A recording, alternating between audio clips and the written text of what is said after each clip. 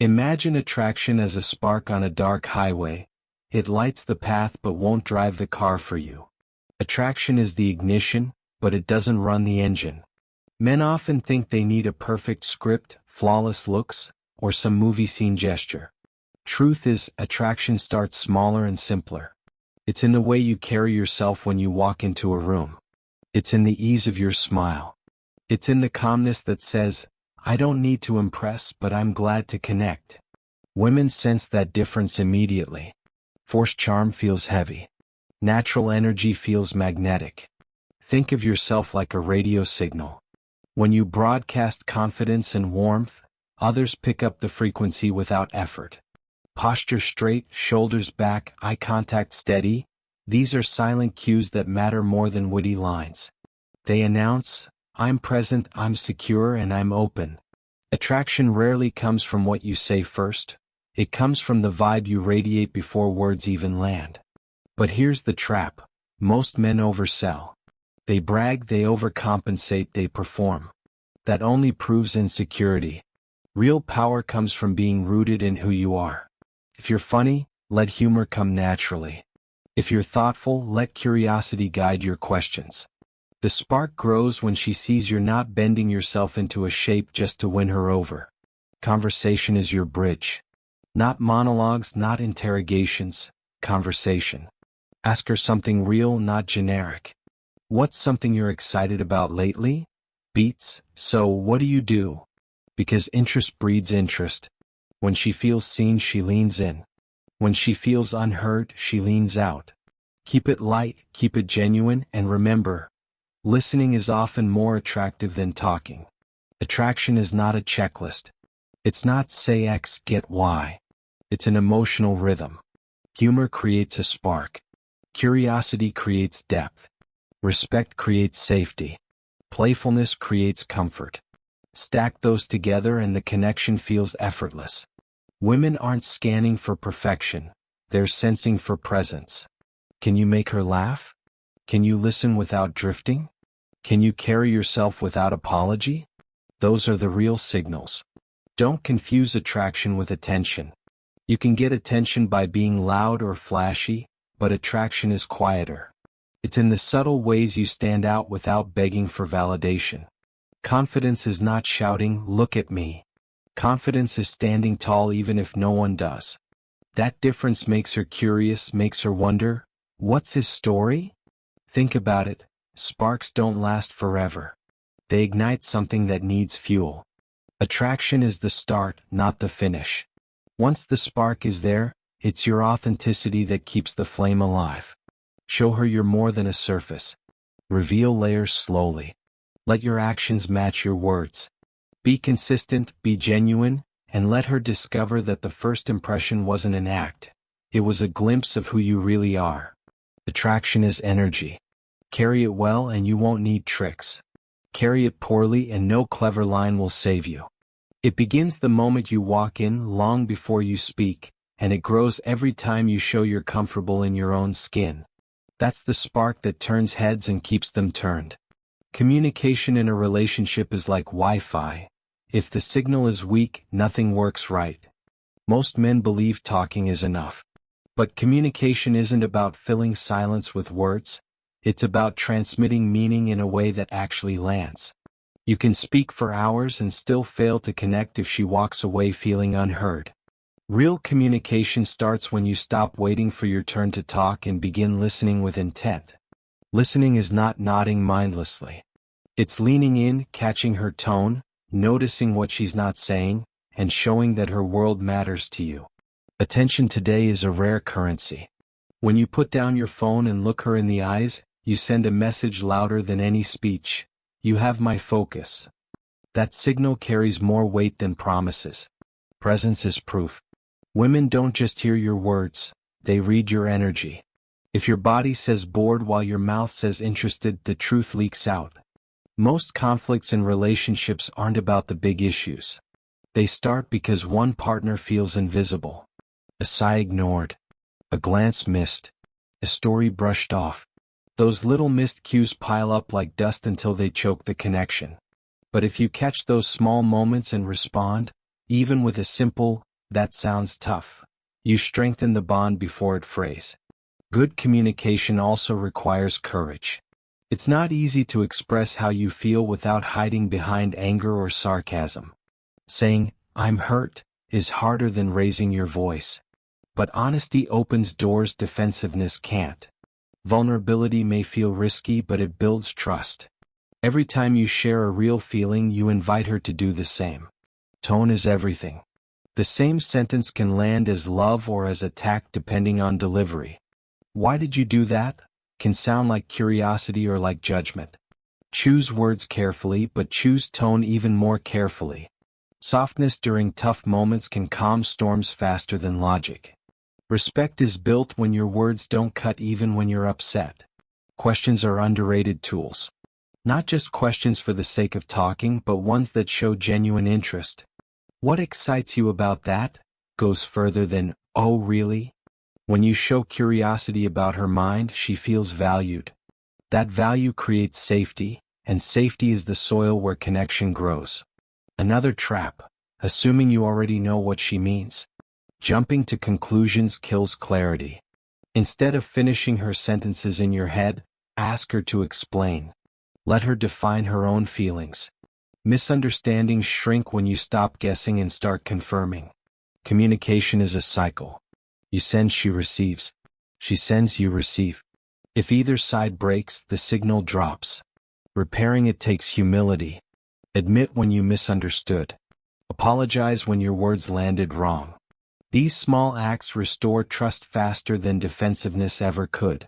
In the end, strong communication isn't fancy. It's simple but rare. Listen like her words matter. Speak like your feelings matter. Be clear, be kind, be present. That's how you keep the Wi-Fi strong, so the relationship runs without constant crashes. Think of emotional intelligence as your inner GPS. It helps you navigate the rocky roads of feelings. Most men are taught to control emotions by burying them. Don't cry. Don't complain. Don't feel. But here's the truth. Suppressing emotions doesn't make you strong, it makes you blind. Emotional intelligence isn't about being soft. It's about seeing clearly what others can't. It's the ability to notice your anger rising before it explodes, to recognize sadness before it turns cold, to sense tension in her voice before the words get sharp. That awareness is power. When you can read your own emotions, you stop being a slave to them. Anger no longer drives the car, you do. Instead of snapping when you feel provoked, you can pause, take a breath, and choose your response. That pause is the difference between destroying a moment and saving it. Self-awareness gives you space to act with intention instead of regret. But EQ isn't just about managing yourself. It's about tuning into her emotional frequency too. A woman might not always say, "I feel neglected." Instead, she sighs, pulls back, or gets shorter with her answers. Emotional intelligence catches those subtle signals. It whispers, "Something's off, lean in." Missing these cues creates distance. Catching them builds closeness. Validation is another hidden skill. You don't need to solve every problem. Sometimes all she needs is to feel understood. A simple, "that must have been tough," can ease tension more than a full-blown strategy session. Men often rush to fix, but emotional intelligence teaches that presence is often the solution. Being the calm space where she can unload matters more than being the mechanic with all the tools. Empathy doesn't weaken you, it strengthens connection. Imagine a bridge. On one side is you, on the other is her. Empathy lays the planks between. Without it, you both stand shouting across the gap. With it, you meet in the middle. And meeting in the middle doesn't mean you agree on everything. It means you respect her experience even if it's different from yours. Practice this daily. When you feel triggered, name it. Say to yourself, "I feel jealous. I feel disappointed. I feel proud." Naming emotions takes away their power to control you. Then check hers. Ask, "Are you okay? Do you want to talk about it?" Sometimes she'll say no, and that's fine. Emotional intelligence is about offering, not forcing. In conflict, EQ is the difference between escalation and resolution. Instead of yelling louder, you listen deeper. Instead of pushing harder, you pull back and give space.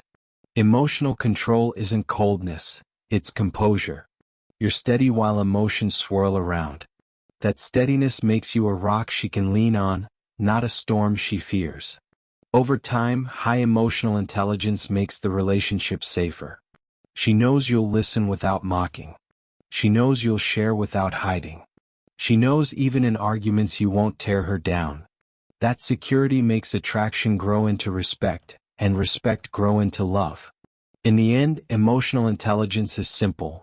Know yourself, feel her, and act with awareness. It's not about being perfect, it's about being present. That's how you keep the GPS online even when the road gets messy. Intimacy is the secret sauce. It's not just sex but the warmth behind the holding hands. Most men hear the word intimacy and think bedroom. But real intimacy begins long before the lights go out. It's in the quiet moments, the small touches, the look that says, "I see you." Physical closeness matters, yes, but emotional closeness is the foundation that makes physical connection powerful. Without that foundation, intimacy feels empty. With it, even the simplest touch carries weight. Think about how safe you feel when someone really gets you. That's intimacy. It's not about grand gestures. It's about creating a space where she feels comfortable being herself without fear of judgment. When she can cry without worrying you'll roll your eyes, when she can share her weird dreams without you mocking them, that's intimacy. It's built in trust, not just in touch.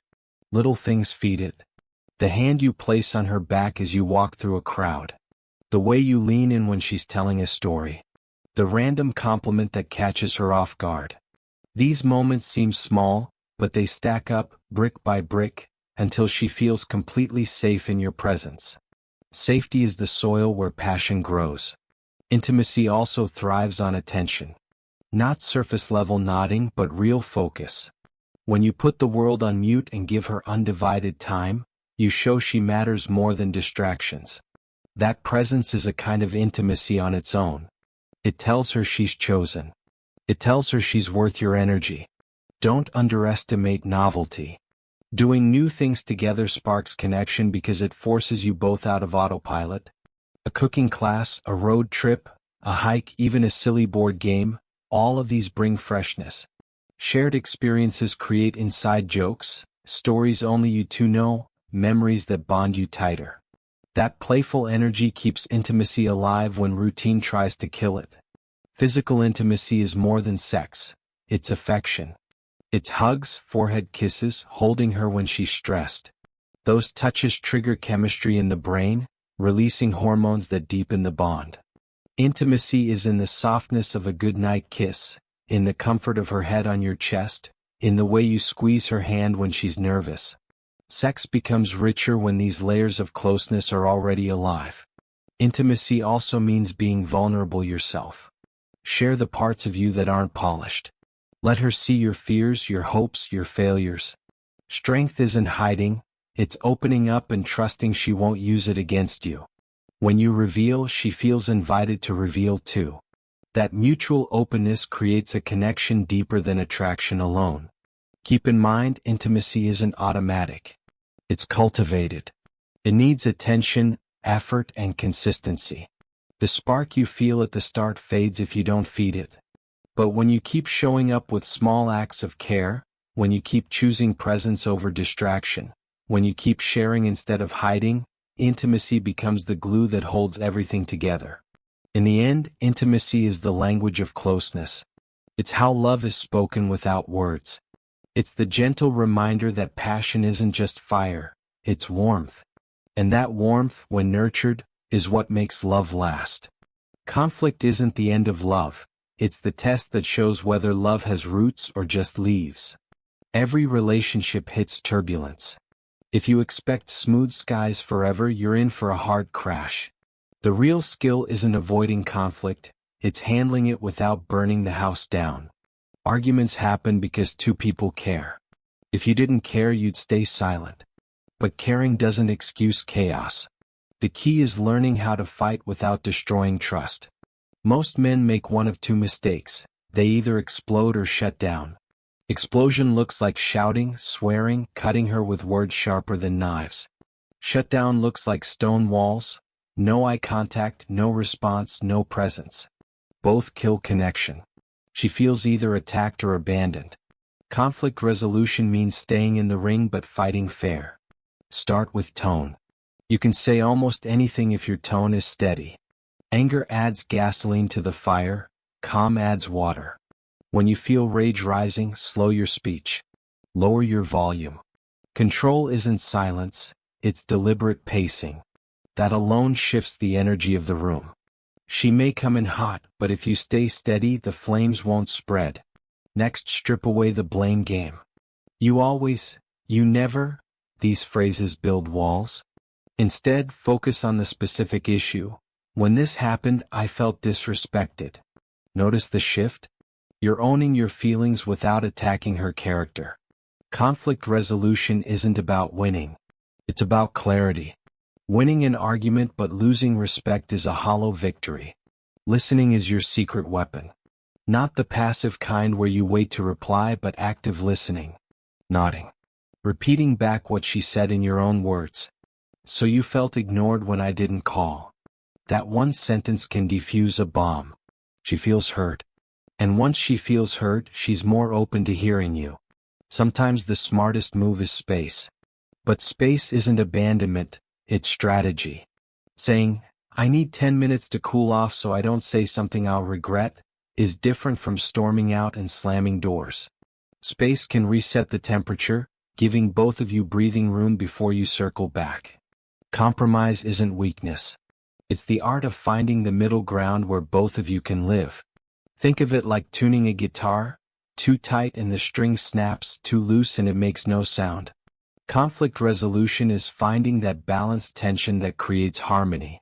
Apologies matter too, but only real ones. A lazy, sorry okay, fixes nothing. A strong apology acknowledges impact. I see how what I did hurt you and I regret it. That's ownership. That's respect. An apology without ownership is just noise. And don't forget repair. After conflict, do something small to reconnect. A hug, a walk, even a laugh about something stupid. Repair signals that the storm has passed and the bond is intact. Without repair, resentment lingers like smoke after fire. Conflict done right actually strengthens intimacy. It proves you can disagree without destroying each other. It proves love isn't fragile. It proves the foundation is solid. In the end, resolution isn't about erasing differences. It's about managing them with respect, patience, and composure. Communication isn't about talking more. It's about being understood without losing yourself in the noise. Most men think they're clear because they said the words. Wrong. Communication isn't what you say, it's what she hears. You might mean calm, she hears cold. You might mean firm, she hears harsh. That gap between intention and perception is where most relationships trip. Learning how to bridge it is the real art. Men and women often use different languages without even knowing it. Men lean toward direct, solution-driven talk. Women often lean toward emotional detail and context. Neither is wrong, it's just different. If you only listen for the solution, you'll miss the feeling behind her words. And if she only hears the emotion, she may miss the point of your logic. Communication styles clash when both sides assume their way is the only way. Here's the secret: listen past the words. Pay attention to tone, pace, and body language. She may say, I'm fine, with clipped syllables, stiff posture, and a stare that could freeze glass. That's not fine. That's a storm warning. Reading beyond the literal keeps you from walking into landmines. Don't confuse brevity with strength. A one-word answer makes you look closed, not powerful. A woman doesn't want paragraphs of poetry, but she does want more than grunts. Share your thoughts in sentences that show effort. I had a rough day at work, but I'll be okay after some rest. That's 10 times stronger than just tired. Clarity is king. Be honest without being cruel. You can say hard truths without throwing daggers. I don't agree, but I respect your view, holds more weight than that's stupid. Communication isn't about proving who's smarter.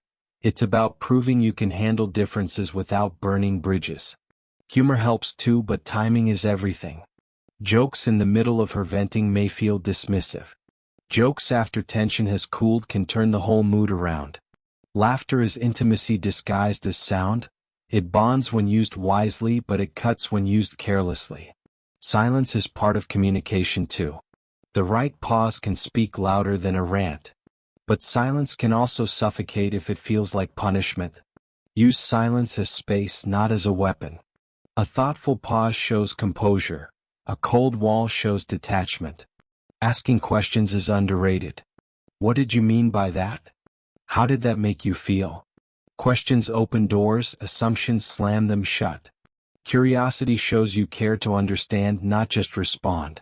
A man who asks sincerely comes off stronger than the one who pretends to know it all. Remember, respect fuels every word. Disrespect leaks through tone faster than content. You could be technically right, but if your delivery drips with sarcasm, you lose. Words aren't just information, they're energy. People feel the energy first, the logic second. In the end, great communication isn't a skill you master once. It's a practice. It's adapting tone, choosing clarity, checking assumptions, and staying present. It's speaking in a way that builds connection instead of walls. Do it right, and your words don't just pass through her ears, they sink into her trust. Boundaries aren't walls to keep love out, they're fences that keep respect in. Every man needs to grasp this. Expectations without boundaries lead straight to resentment. If you expect loyalty but don't set clear standards, you'll get disappointment disguised as surprise. If you expect effort but tolerate laziness, you'll end up bitter while she thinks nothing's wrong. Boundaries are not about control, they're about clarity. They tell her, this is who I am, this is what I allow, and this is what I will not. Too many men fear setting boundaries because they think it'll make them look harsh. The opposite is true. Without boundaries, you come across as weak, easy to manipulate, or unclear about what you want. Boundaries aren't about pushing her away, they're about showing her the frame where healthy love can actually grow. Think of it like a house. The walls don't trap you inside, they keep the rain and wind out. Expectations, on the other hand, can kill a relationship when they're unrealistic or unspoken. Expecting her to read your mind is foolish. Expecting perfection is poison. But expecting respect, honesty, and effort? That's healthy. The key is communicating those expectations early, calmly, and consistently. Say it once, live by it always. Boundaries are tested. She might push them just to see if you're serious. If you cave every time, your words mean nothing. If you hold the line with composure, she knows you're a man of principle. A boundary only works if it's backed by action. Don't say you won't tolerate disrespect and then laugh it off when it happens. Your consistency teaches her how to treat you. The beauty of boundaries is that they go both ways. Just as you set your lines, you also respect hers. If she needs space, give it. If she values certain routines, honor them. Mutual boundaries create balance. They prove neither of you is trying to control the other. You're simply creating structure that keeps the relationship fair. Humor can lighten boundaries, but don't use it to dodge seriousness. Saying, "I don't play games" with a smile works, but it has to be clear you mean it. Light delivery doesn't erase the firmness of the message. Women respect men who can mix warmth with backbone. Here's a mistake men make: confusing boundaries with ultimatums. An ultimatum is emotional blackmail. Do this or I'm gone. A boundary is self-respect. If this continues, I will remove myself because it doesn't align with who I am. One tries to control her, the other controls you. The difference is huge. Expectations and boundaries also protect intimacy. Without them, attraction fades because there's no edge, no standard, no respect. With them, she feels safe and challenged at the same time. She knows you won't fold, but she also knows you're not rigid for ego's sake. You're clear because you value yourself. At the core, boundaries are about self-worth. A man with strong boundaries says, "I love myself enough to not accept less than respect." That attitude shapes the whole relationship. It tells her she's with someone steady, someone who won't crumble under pressure, someone who understands that love without boundaries isn't love, it's chaos. Trust is the currency of love. Once it's bankrupt, the relationship goes broke. Every strong bond is built on trust, but here's the kicker. Trust isn't automatic. It's earned brick by brick, through consistency and truth. A man's word should mean something. If you say you'll call, call. If you say you'll show up, show up. Small actions add up to big trust. Break those promises and even grand gestures can't fix the cracks. Trust is more than honesty, it's reliability. It's knowing she can lean on you when life shakes her. And it works both ways. You need to know she means what she says, that her loyalty isn't just lip service. Doubt poisons intimacy faster than betrayal itself. Even a hint of dishonesty lingers in the mind like smoke after fire. But here's where men often stumble. They want trust but fear vulnerability. They guard every weakness like it's a crime to be human. Yet true trust requires opening the armor. Vulnerability isn't weakness, it's courage. It's saying, here's who I am, flaws and all, and I trust you not to use it against me. That leap of faith deepens connection far beyond surface attraction. Think of vulnerability as the glue between strength and intimacy. Without it, you're just a stone wall, solid but cold. With it, you're a fortress with a door, safe yet welcoming. Women don't bond with perfection, they bond with authenticity. Share your failures, your doubts, your dreams. Not in a way that begs for rescue, but in a way that shows you're human. Of course, vulnerability has limits. Blind trust with no standards is foolish. Some men overshare with the wrong woman, then get burned and swear off opening up forever. Vulnerability isn't dumping every insecurity at her feet. It's choosing wisely who earns your truth. Trust without discernment is recklessness. Betrayal is the hardest test. A broken promise, a lie, a moment of disloyalty, it shakes the foundation. Some men become bitter, refusing to trust again. Others ignore it, pretending nothing happened. Both extremes fail. The real strength lies in facing the betrayal head-on, confronting it, deciding if repair is possible, and holding firm to your standards. Forgiveness may rebuild, but blind tolerance only invites repeat damage. Humor can play a role here too. Vulnerability shared with a smile feels lighter. Saying, "Man, I'm terrible at directions," and laughing about it shows self-awareness without shame. It's proof that opening up doesn't have to feel like weakness. It can feel like confidence. Trust also thrives in consistency under stress. Anyone can be reliable when life is smooth. But when challenges hit, lost jobs, family drama, personal failures, that's when real trust is built. If you stand steady through storms, she knows you're solid. And if she stands with you, you know she's real. At the end of the day, trust and vulnerability are inseparable. You can't have one without the other. Trust is earned through action. Vulnerability deepens it through openness. Together they form the backbone of a lasting bond. Without them, the relationship is just a performance. With them, it's real, raw, and unbreakable. A relationship that doesn't grow becomes a museum, nice to look at, but lifeless inside. Love isn't a finish line you cross once and then stop running. It's a garden.